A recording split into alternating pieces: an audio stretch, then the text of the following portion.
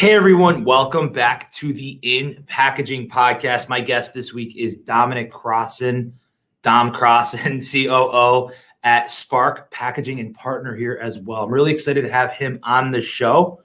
So let's welcome him here. How you doing, man? Good. How are you, Billy? Dude, loving it, man. And awesome. Just so you guys, if you guys are watching this on YouTube, you're watching us right now. We're in our conference room at Spark Packaging, and those that are listening.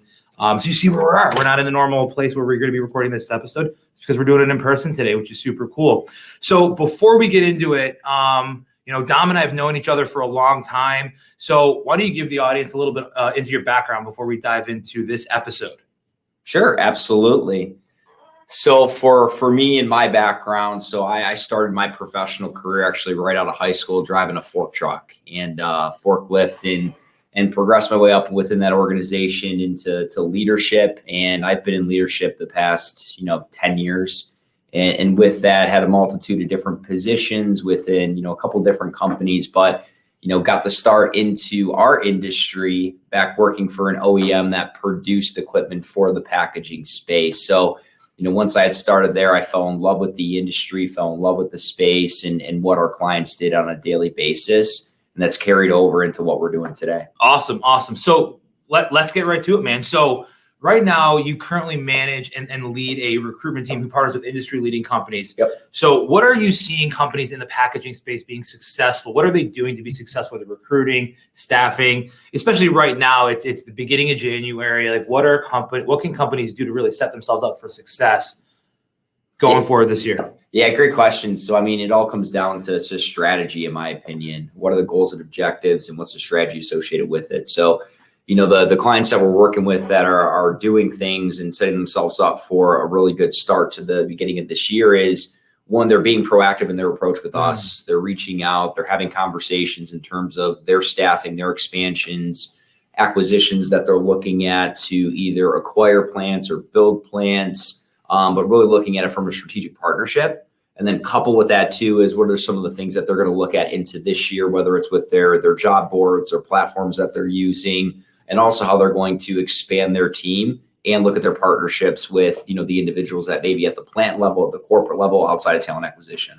So question. So from your experience, what types of individuals because I have a follow-up to this. So for whether it's one site to multiple locations, what types of individuals are you working with within inside packaging organizations? Is it like operations? Is it plant leadership? Is it HR individuals, talent acquisition professionals? Yeah. Because I have a follow-up question to this, but I'll ask that in a minute.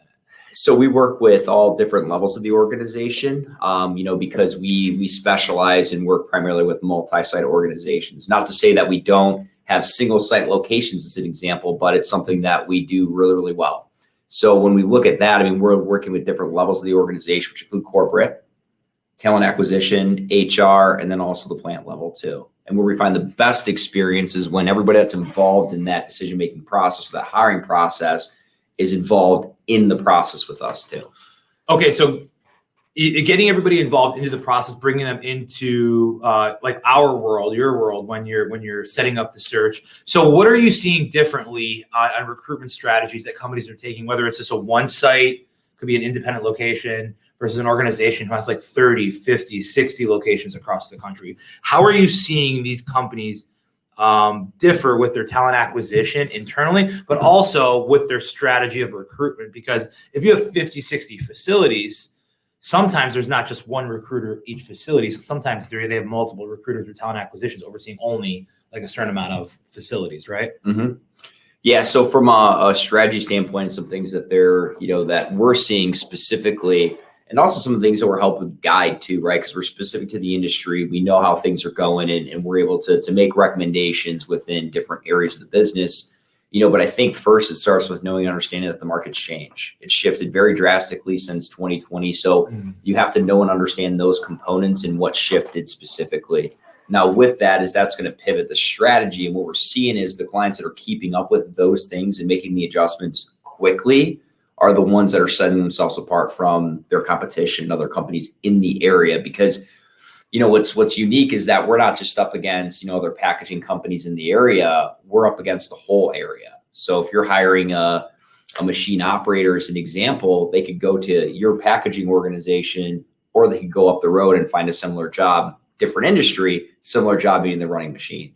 So how often do you see that being an issue with or not an issue, but maybe a challenge for a lot of these companies to overcome, especially over the last couple of years, right? Mm-hmm. So when you're consulting with these companies in the packaging space, right, they might say, hey, I'm the only packaging company in the area, but they're not competing with just other packaging companies because from what I'm hearing, it's okay, if you're hiring for like a forklift operator or a machine operator, sure, a CNC machine operator is completely different than, let's say, a flexo operator, a die cutting machine operator.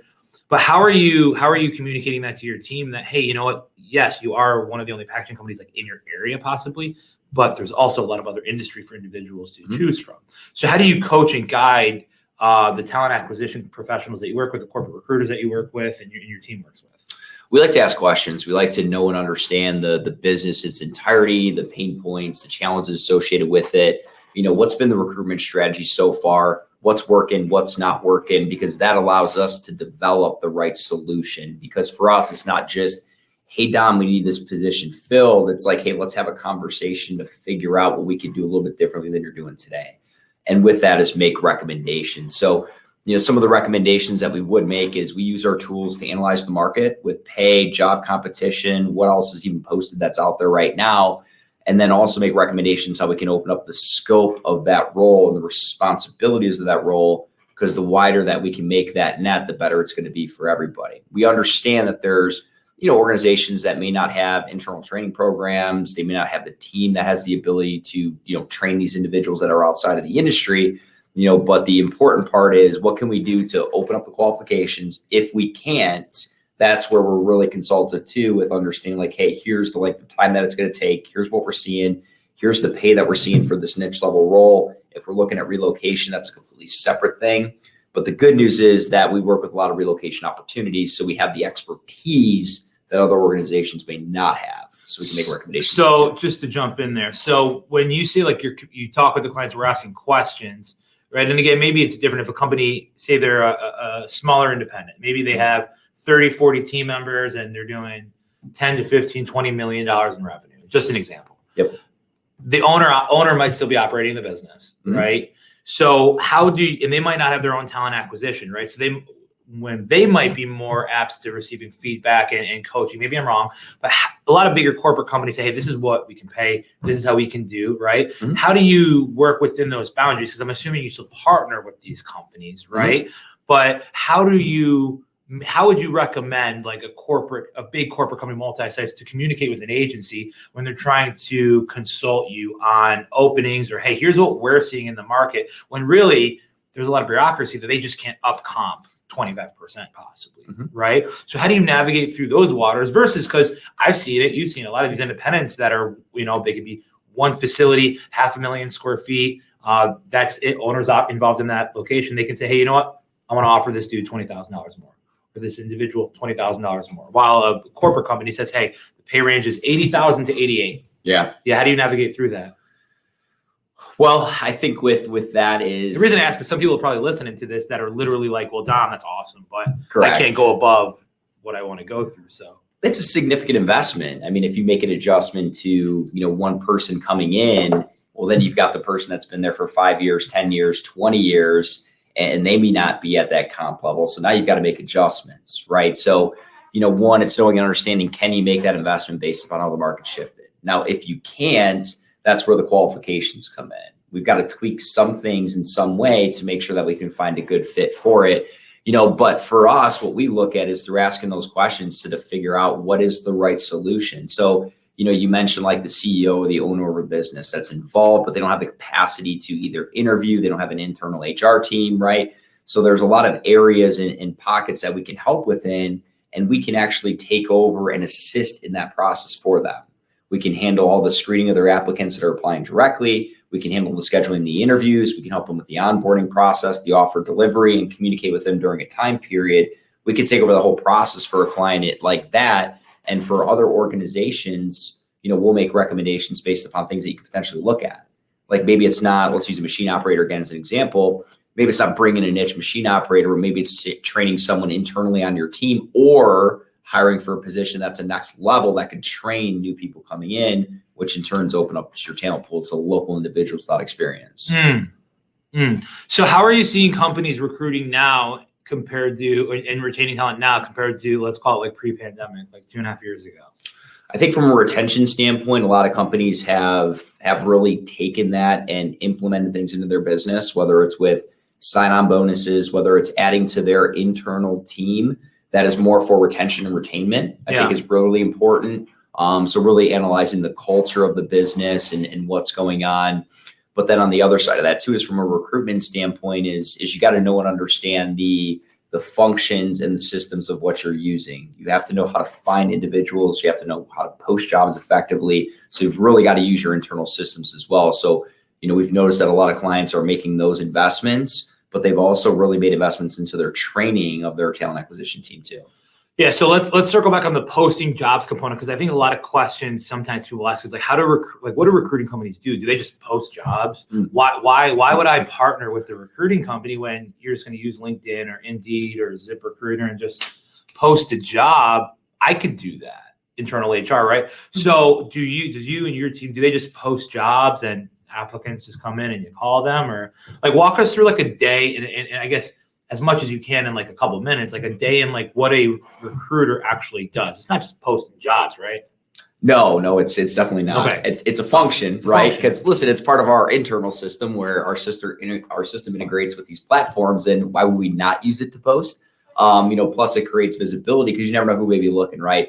But I think the first part of that is that, if you look at how a company is going to post these things, like I mentioned, like if they post it and that's their strategy, great. But do you have the capacity to get through those applicants?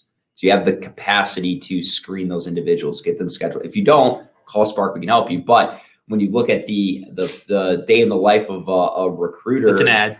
Yeah, well, with the uniqueness of what we do, right? I mean, a lot of what we're working on and partnering with our clients on is niche level positions, because we know the industry, we have the network of individuals to now, depending upon areas in the country, it can look at things maybe a little bit differently from the pool that's available, right?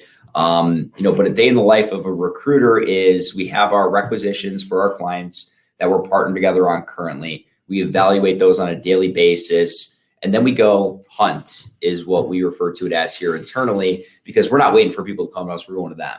So the beautiful part about what our team is trained on is, one, trained in the packaging industry specifically. Everybody goes part of our onboarding process, and we have a continuation of training as well. We're laser focused on recruitment training internally as well, along with sales training. Sales from an account manager standpoint, because for our clients, it's our responsibility to serve them in the highest level possible. So we place a huge emphasis on giving our tools the ability to be successful day in and day out. But outside of that, you've got candidates that are coming in. We're having a lot of phone conversations, and really we're reaching out to a ton of people just to gain interest. So in terms of us and what we do is, if we're going through our sourcing efforts, we know what we're targeting based upon the industry, whereas somebody outside may not, and that's okay, but we just know how to use the tools. Plus, with the investments that we make internally, we partner with, the companies that we utilize in a very big way to continue that training too. So we know how to use the tools very effectively. So I think, from what I'm hearing, like training, but it's not just posting a job. It's actually like, hey, we're going to go out and hunt, right? The term headhunter is, at the end of the day, we're going to go find individuals, because, and you mentioned niche. Now, some might say, oh, packaging is not niche. I would argue that because it's $1 trillion, as close to recession-proof niche industry. But somebody could say, Dom, it's manufacturing and production. It's not niche, right? But it's a fair question, right? There's plenty of ways to counter that. So how do you advise these companies, though, that are looking to bring on leadership and at the same time they're hiring for like hourly level labor, but you have that talent acquisition individual who's, they don't want to use a recruiting company, for example. Yeah. So what are some like actionable tips that you would give that person, that corporate recruiter who's hiring they could be hiring general labor, light industrial, to technical and professional? Like, what are some ways that you would recommend? And I know there's a lot out there, but what are a couple tips that you would recommend them to start utilizing, whether it's from a tool technology standpoint, maybe a reach out, maybe there's some sort of strategy that you have in like cadence on how they should be reaching out to candidates? Yeah, I think what's unique is from my experiences is having been on the other side now, not in talent acquisition, but I mean in a leadership capacity, consistently hiring. So being able to see that dichotomy between the internal team that's doing the recruitment efforts and partnering with an external organization, but for me, the first thing comes with a mindset shift. Like it's not that we're here to, let's just call it what it is. We're not here to displace anybody's jobs. We're not here to take over anybody's jobs. The whole purpose of reaching out to us as an example is to be of service. Like we're here to help. If that's tapping into our network, or maybe you've got 20 requisitions that just came in. It's like, man, I've got to fill all of these. I don't have the capacity. That's okay. Can you clarify to the audience that might not know, what do you mean by requisitions? An open position that comes in, I mean, to put it simply, or just break it down. So, like with that, if you've got X number of positions that you have to fill, and like you mentioned, if you don't have the capacity to do it, that's okay. Look at the external organization as like a partner for you. They're going in and they're going to help you fill that void so you can focus on other priorities. It goes for talent acquisition or HR, because HR, you got a million other things to do. Staffing, recruiting, talent acquisition is just a function of your position, but you've got other priorities you have to manage as well. So if that's the case, then that's where I would definitely look at, an outside recruiting company as a way to help you fill that void that may be open right now. Yeah. So let's to move on to an interesting question that I think kind of correlates with some of the recruiting stuff we were speaking on earlier. Yep. Is how important is hiring, speed in the hiring and the interview process? And what are some things that really good companies that you're working, when I say really good, like what are some things that companies are doing really well? Not necessarily really good companies, but what are some companies examples that you're working with currently that they're doing really well with speed in the interview process, hiring process, versus companies that you've experienced working with that, hey, they might lose candidates, right? But just to walk through like the importance of speed, what that means to you and your organization. Speed is critical. I would say it's one of the most critical components of that interview process and even the hiring process in general. The reason being is we talked earlier about, yes, we're niche, but there's other organizations locally that are hiring too. Yeah. That are outside of the packaging space. So if you're not able to move forward with that individual in a timely fashion, unfortunately, your local competition will. So speed is absolutely critical. It creates a better candidate experience, especially if you're interested, because here's the thing, they may not have the skills now, but what about a year from now? What about 2 years from now? You want them to have a good experience with your organization to ensure that when the time comes, they can look at Spark and say, hey, you know what? Although a year ago it didn't work out, Spark treated me pretty well. That's the goal. We call it quality speed internally. We don't want to move fast just to move fast. We want to make sure that it's quality, of course, because if you don't have quality, then you don't have speed. But it's absolutely critical for those reasons. The ways that companies can look at increasing that speed internally, to me, it starts with understanding, like, is everybody internally aligned? Like, do they know and understand the critical points of the position? If there's people that are part of the interview process at different levels of the organization, do they know and understand how quickly we need to move through the process with quality, of course, to ensure that the candidate has a good experience, they stay engaged, right? Give you an example. If you interview a candidate and then let's say 2 weeks later, it's like, hey, I want to move them forward. The conversations that we're hearing on our side, because we're communicating with those candidates, we believe that we need to make sure that they're in tune with what's going on. Every Friday, we have something that's called Close the Loop Friday. We think it's important to let not only our candidates, but our clients know what's going on heading into the weekend, so there's no questions, right? So making sure that everybody's aligned internally, but also understanding how that impacts your business and your brand as well from an online presence standpoint, because they could easily go on and say, hey, you know what? Here's a Google review. I applied, I didn't get an interview, or they didn't even send me a note or a rejection. Well, and I think that's, we've all worked with recruiters before even you may started working in the recruiting industry. Because, well, what are some things that you could say? Because if I'm a corporate individual, corporate recruiter that's working with my hiring manager, here's how I would combat that. Yeah. Hey, man, listen, I know you guys are doing great things for this corrugator supervisor or this production supervisor or plant manager, but Bob, he's the hiring manager. Bob or Susan, they're out of the office, right? So I don't have any news I can give you. So when that happens, like, isn't no news news? I know that kind of sounds like a double conundrum there, but it's like, It's true. No news is news, right? And I think that's some things that I see that a lot of companies say, hey, I don't have an update for you. Well, great. That actually is an update because candidates want to know what's going on, because even if they weren't interested, right? Like if you're going and hunting somebody, say they don't apply. Well, as a recruiter, you're gauging their interest if they're open for a new role. Say they're a corrugator supervisor and there's an opportunity for a corrugator superintendent one state over. They might have not been looking. You got them on the phone, sparked it, gauged interest. Now the candidate's like, I'm really interested. I want to learn more because it's a growth opportunity for me, my family, an opportunity to possibly move to a new area, company growing, just overall great opportunity. But we haven't heard feedback. You haven't heard feedback for a week from the client, right? So how do you advise your clients? Do you advise them and say like, hey, if there's no feedback, like let me know. Not that it's okay, but let me know. And then you let said candidates know that and just provide that level of update. Yeah, it's no news is news. Yeah, I is good news, and I believe that because you mentioned like, hey, we've probably worked with recruiters in the past. Yes, communication is key, right? So even if there's a delay or a vacation or something's going on, just let them know that so they can expect when to hear from you next, right? But the stark reality is that they're probably not just interviewing with one company, right? They're probably interviewing with multiple. So when you communicate that to them, it lets them know where they stand, right? On the other side of it, but it just creates a much better experience for them. And especially as we're going through our process is to make sure like, hey, we're keeping you in tune. Hey, here's what we're hearing from this individual. They had another interview that was on site. Our recommendation, if you guys truly are interested, we need to move them forward, right? But if you're not, we need to let them know, because this is heating up too. We don't want to get into a situation where they either fall off or they drop off at an offer stage because they got a competing offer too. I'd rather do that early on than later on. And to tie that back, what you said like 10 minutes ago, earlier, 15 minutes ago, was candidate experience. Yes. Right? Like it all ties into the candidate experience. Well, how? Well, candidates want to know what's going on because, hey, they might have not been looking for an opportunity, but maybe they're a corrugator supervisor. Yeah. And they've been there for 4 years or 3 years in a supervisor role. They've grown, and you might be listening to this, say, hey, my company's going through this right now. They start as a machine operator, they become machine line lead, they all of a sudden become third shift supervisor, become second shift supervisor, become first shift supervisor.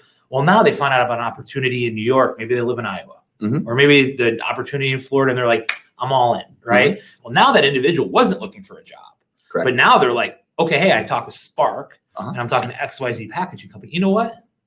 I'm going to go apply for more companies now, right? Is that kind of like, because even though that individual might not be qualified, let's provide a good candidate experience because you want them to think of XYZ company, because even though packaging is $1 trillion niche, you don't want to lose that candidate 5-10 years down the road if they're looking for that next leadership opportunity. You want them to say, hey, I had such a great experience with Spark that I want to continue to reach out to Spark first before I reach out to this company to see where I can be of service or find an opportunity.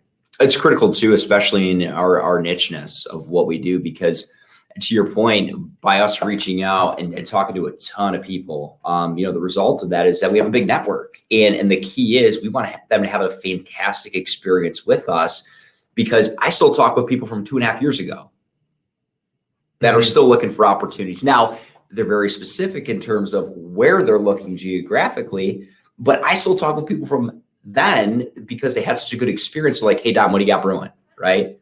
That's awesome. Or internal referrals and recommendations, right? Phone call we got this week was from a referral of somebody that we know, and they said, hey, you need to talk to Spark. See, and that comes down to, I think, and we're going to definitely get on that with future episodes when you come back on the show, but it's like building your brand in this $1 trillion recession-proof niche is extremely important. So what are some things, let's circle back to the hiring process real quick in this speed. What are some things that companies can actionably like implement right now? Hey, Dom, I can't, it sounds awesome, this whole speed interview process, but I have a TA team that all works remote. We oversee 57 facilities, including Mexico, Canada. I got a TA team of 13 individuals. Dom, I can't guarantee you feedback. I can't get you interviewed. But what are some things that you can do as a corporate recruiting agency, or you're a corporate recruiter, or you're a company? Maybe you're not in recruiting. Maybe you're an owner, or you're an HR, or you're a plant manager who's responsible for hiring. Correct. How can you what are some tips that you can actually implement into your business right now? I would say the easiest and most effective one is some type of cadence. Like for us, right? We do weekly conversations and weekly calls with clients, especially if we have either things in motion or multiple plants that we're working with. With that point of contact, we have a weekly call. Some it's twice a week, right? The reason being is everybody gets busy. Everybody has things going on. Everybody has different priorities. We know and understand that. So I can speak for myself that, listen, if it's on my calendar, it's on my calendar. Like I set the automated notifications, it pops up. It's like, oh man, I got to make this phone call, right? It's no different than your internal team is if you set that precedent that like, hey, here's how we're going to work through this. Then what it does is it gets everybody to commit to a specific time frame. Because the expectation is like, hey, if we're going to talk at 4:30 today, we're going to talk at 4:30 today. So it's getting it on the calendar just to ensure like, hey, what's going on? What's moving? Where is everybody at? Hey, what are the new opportunities in the plant? Even if you're not working with a recruiting company, right? It's setting those weekly cadence with the internal hiring managers if you can, even if it's 5 minutes. Oh, absolutely. Even I mean, it's 2 minutes. It's quick. And I mean, I'll share a recent example of a call that I made. And literally it was, hey, what are the updates with these individuals? Hey, there's no updates at this current time. The person will be back tomorrow. Let's schedule a call for tomorrow. Perfect. It was all at 60 seconds. That was it, right? But at least we had an update. We proactively reached out to the candidates to let them know that, hey, we're going to be a little delayed in the feedback because we always communicate that like, hey, we've got a conversation on this day. I'm going to follow up with you right afterwards to let you know what's going on. So it allows us to go back to the candidates too as a result of that. So we're going to get into tips like if you're working with an external agency like a Spark, like what to ask them. Yeah. But what it really sounds like is, hey, in that intake process or discovery when you're partnering with the company or on the record, setting those expectations like, hey, correct. I know you want feedback in 24 to 48 hours or same day, but Dom or the Spark team, like I can't do that. Mm-hmm. Right? Good. Yep. Don't overcommit. Because now what you're going to do from what it sounds like is you're going to coach your team on, hey, when you're speaking to said candidates, mm-hmm. set that expectation that, hey, correct. You will not get feedback for 5 to 7 days. Because it's like, hey, if you go, and we've all, maybe not, but maybe, I'm married, you're married. So mm-hmm. let's just use our relationships. We're not going to assume anything for the listeners. But like, here's the deal. If you go on a date, like when I first went on a date with my wife, right? Mm-hmm. I think the first date we went to was at a coffee shop, right? If I said, hey, after that, like, hey, when's the next time we're going to see each other? And I didn't know, right? That's probably not the best. Like, you don't know, you feel uneasy, right? Mm-hmm. Now you're like, I don't know what's going on. I think it's the same thing in recruiting because there's a lot of correlation between recruiting, dating, and marriage, right? It's like, hey, expectations need to be set, clear communication. Yep. Speed to process, like maybe that's a little different, but the overall, the goal is that communicate, don't overcommit. But here's the thing, we all make mistakes, right? Yep. Sometimes we do overcommit. Sometimes you say, hey, I can get your feedback in 24 to 48 hours. But it's 48 hours later and you haven't heard anything. And then you send an email, you get a phone call, right? Yeah. So it's really, if you don't think it's, from what I'm hearing is if you don't think you can get feedback that quickly from a hiring manager, maybe because you're a 30, 40 facility organization. Yep. You're in Wisconsin or Michigan recruiting, your hiring managers in Texas. There's a lot going on. It's the holidays. Right. So communicate. Cool. So what are some ways, because a lot of individuals listening to this, they might have worked with recruiting companies. They might have never worked with recruiting companies. What are some ways that, especially companies in the packaging space, because this is niche focused, mm-hmm. can best leverage like partnering with a recruiting company or staffing agency? I think definitely looking at it as a partnership for where that organization can fill the void or plug some holes in the organization as it pertains to talent acquisition. So, I think that's the first step. The other way is to partner effectively with an organization like us, the clear communication, the expectations, understanding what we could do differently for that organization than they're doing right now.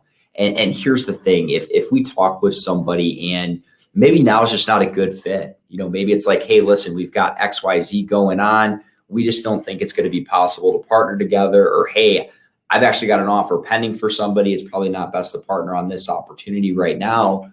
For us, that's okay. We're going to give you tools and recommendations off of that because it's the right thing to do. It's within our core values. So we take a very consultative approach from that standpoint. But making sure that it's a relationship, it's a partnership, there's clear communication, and ultimately looking at it from the standpoint that does the external company I'm partnering with, do they have everything that they need? Right. So when we asked to talk and have a call with the hiring manager and everybody involved, it isn't for us, and let's just call it what it is. It's not to bypass talent acquisition or bypass HR. It's like if someone's making that hiring decision, you got 3 people, all 3 may be looking for one core skill that may be critical to the business. Outside of the job description. Description. That's where, like, I think we've all applied for jobs before. We work with recruiters and you see jobs posted. Yeah. It's very easy to say, hey, here's the job description. Like, hey, Spark, I can't do an intake call. Yeah. Just read the job description. I need 5 years of supervision experience. Cool. Walk me through what that means, right? Because to your point, sorry to interject, but to your point, superintendent might have a different perspective than plant manager, who might have a different perspective than HR manager, right? But that's where getting the individual who's managing this individual, right? What are the must-haves? Like, let's put this job description aside. Yeah, we know the industry. Mm-hmm. What are 3 to 5 must-haves? Yeah, is that really at the end of the? I mean, there's a lot more than that, but well, yeah, and for us, it's making those recommendations. Like, hey, I want these 5 things. Okay, great. Well, there's certain ones that we absolutely need and ones that we could tweak a little bit, right? Because again, it opens up that net, especially if we're looking for something niche. And here's what I will share is that, we have partnered with some individuals where, hey, here's the job description. They were in dire need. And we took that because it's within our core values, within our youth. We got to help them, right? And we weren't seeing results. We were getting candidates that fit the job description literally to a T. Within the industry, none were moving forward. Right. Well, after speaking with the hiring manager after that, there was a qualification difference between what they were looking for. Right. So again, that's where we look at it is we need to talk with the team involved because everybody's looking for something different. And it's not to bypass anybody. It's like if you're looking at Spark and you're looking at us to partner with, like, we want to make sure it's a good use of your time too. I don't want to send you somebody who's unqualified, who doesn't fit the scope of the position. I don't want to have you waste your time on a phone interview as a result of that too. So if we can do that, it's going to save time. Yeah. So, dude, that was some fire right there. And here's the cool part about this is you're not. I think a lot of people think recruiters are just selling. That we're here to sell, sell. What I hear is serve, serve, serve. Absolutely. Now, it doesn't mean that listen. I think selling is part of any organization, right? But really, I mean, being very particular, service-driven, people-focused, hearing that, hey, we have to qualify because you don't want to take on an opening that you don't know if you can support because that provides a bad client experience. See, it's all about the experience from what I'm hearing. Because even if you take on an opportunity with just a job description, client thinks you're committed now, right? And the expectations weren't set like, hey, yeah, you can send me over the job description, but maybe I'm wrong here, but we can't necessarily start this search or, hey, the first step in our process is this requisition or intake call, for example. Yeah, and in that particular instance, a good example is that we did communicate up front just that, hey, here's some of the challenges that we know we're going to see because we're not working with the internal team. So we were clear up front from that standpoint. But again, because of the desperation, because it was, it was a client that we have a great partnership with, that we've supported, that we filled several high-level positions for them as well. Towards like, hey, let's do this, right? It's within our ethos to serve, like, all right, if we can't get that person on, like, we have to do this. And hey, it was a lesson learned in a good way. But for us, we made a call and I still stand behind that call today. Yeah, no, it's totally right call. So let's wrap this up with a couple actionable tips that the audience can really implement into their packaging, converting, printing business or role immediately. So what are a few things that you would recommend talking to we would recommend like a corporate talent acquisition, HR, business owner, anybody who's like involved in hiring and working with the recruitment and staffing company before partnering with them on? So let me rephrase that question. Before partnering with the recruiting and staffing company, what are some things that you would recommend corporate HR, talent acquisition, ask their company or their current recruiting and staffing partner before moving forward on a search?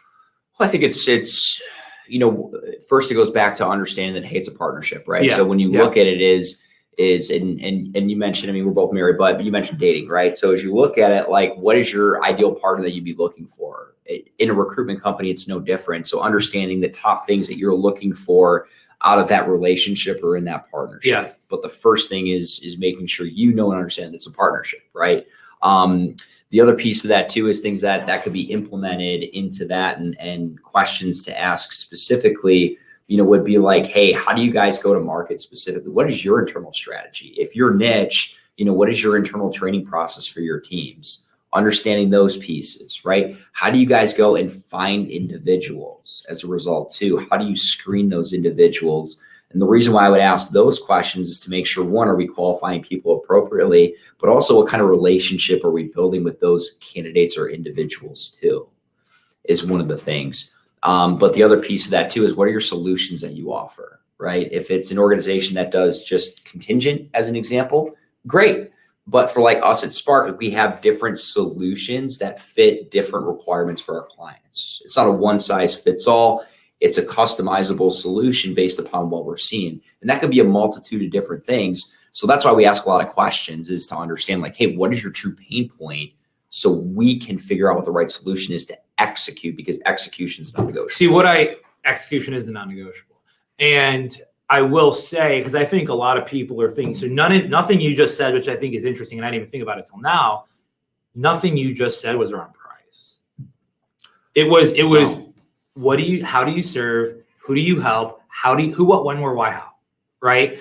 And I think a lot of companies, from my experience typically, and we've molded that, and hey, cool, you guys are niche, but what does it cost, right? Like, what does it cost? What does it cost? What does it cost? Versus the way you're asking questions is, don't worry necessarily about the pricing up front, but hey, how can you serve? Especially if you're a new partner, you're not partnered with them officially yet, but like, yep. Hey, we're currently working with 3-4 recruiting and staffing companies, non-niche though, right? And they're at XYZ, can you guys beat that, right? So is that something that you deal with often, where companies are like, hey, I'm already working with 3-4 recruiting companies, Dom and Spark, right? Mm-hmm.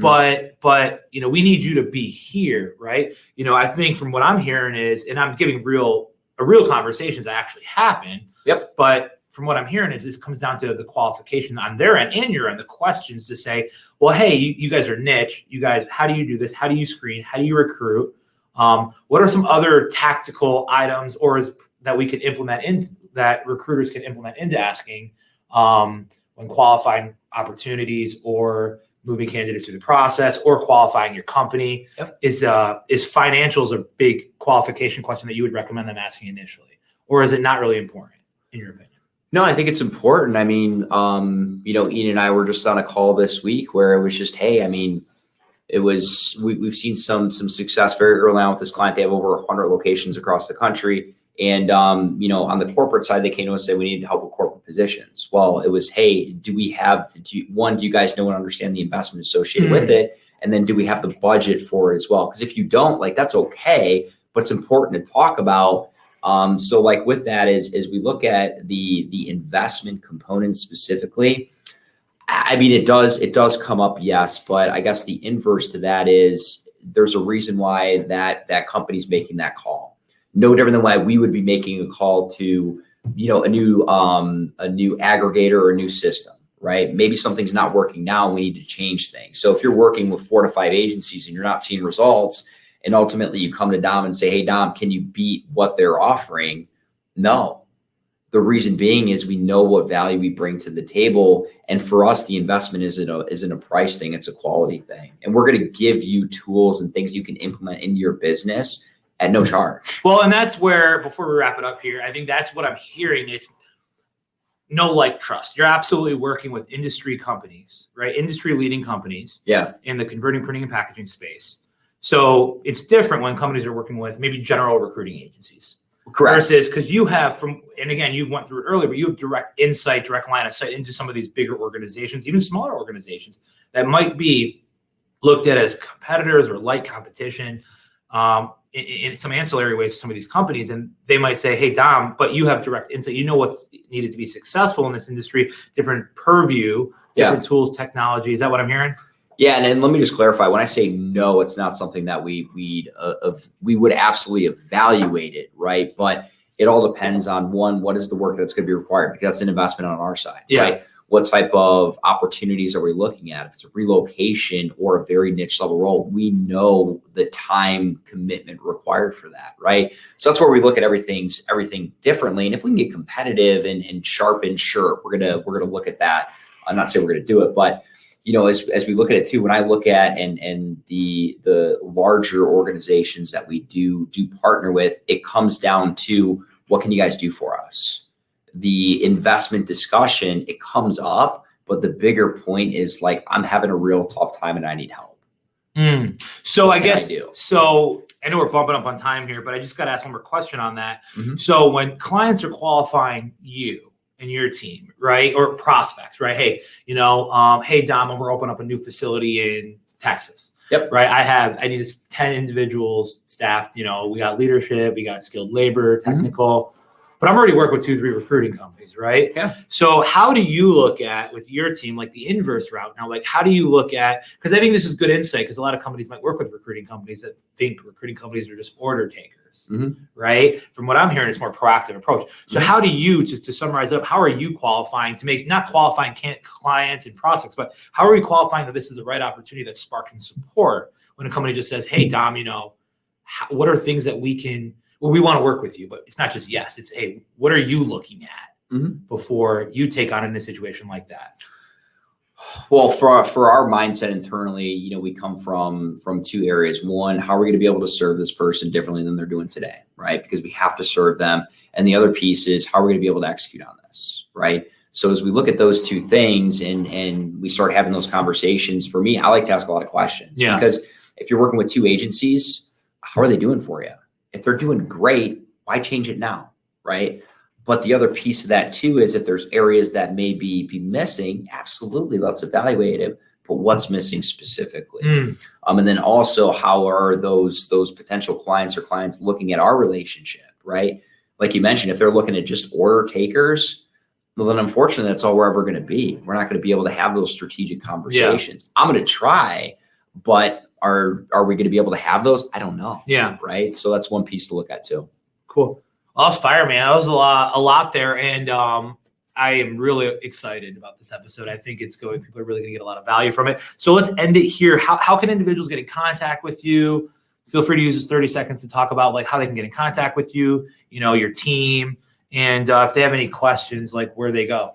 Yeah, sparkpackaginginc.com from our website standpoint. We've got all the information on there about us. We've also have where our jobs are posted. You can find us on LinkedIn at Spark Packaging. For me, I go by Dom. So it's Dom Crosson on my LinkedIn and every other platform if you're going to search for me specifically. But if you're looking at Spark Packaging, you can look at everybody on our team specifically. We're very visible on all platforms because we think that's important to make sure that our clients and candidates have visibility. But for us here too, you can contact our office line. You can send us an email. You can send us a request through our website. By any means necessary, you can get in contact with us. And we pride ourselves on same day response, if not 24 hours. And that's important. Again, going back to, we can keep going and talking recruiting and staffing, but great episode. So for those that are listening on iTunes, Spotify, Stitcher, and you're not watching this on the YouTube, we're going to put in the show notes how you can get in contact with Dom as well,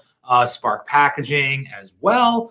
And, he'd be love to be of service to you and your organization, whether you're a job seeker or a company looking to bring on talent. So thanks, Dom, for coming on, man. This was awesome, brother. Thanks, man.